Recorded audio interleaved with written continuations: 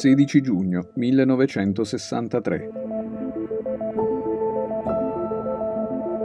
Valentina Tereskova, a bordo della navetta Vostok 6, è la prima donna a volare nello spazio.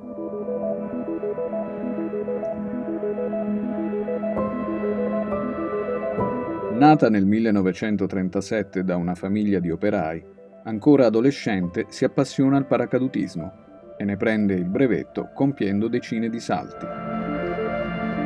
Venuta a conoscenza della volontà del governo sovietico di organizzare il primo viaggio spaziale di una donna, decide di partecipare alla selezione. Valentina è una grande ammiratrice di Yuri Gagarin, che 2 anni prima, a bordo del Vostok 1, è stato il primo uomo a volare nello spazio.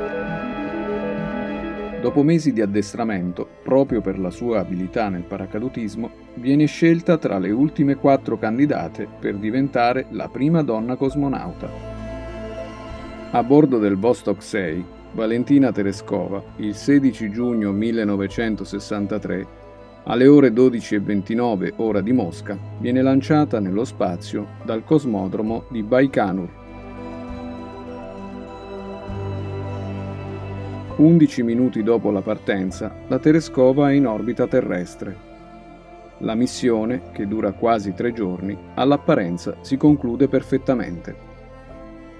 In realtà non mancano i problemi già pochi minuti dopo il lancio, quando la capsula assume una posizione anomala rispetto a quella prevista, un inconveniente che potrebbe far perdere la cosmonauta nello spazio. Compiuta la manovra di riallineamento, Valentina Tereskova comincia ad accusare malessere fisico e le sue condizioni psicologiche diventano sempre più precarie. Anche la fase di rientro è molto problematica.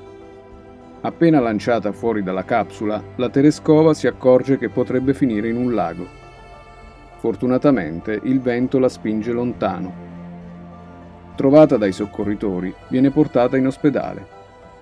Appena si riprende, viene riportata nella zona dell'atterraggio affinché possa mostrarsi alle cineprese per l'ennesimo primato spaziale dell'Unione Sovietica.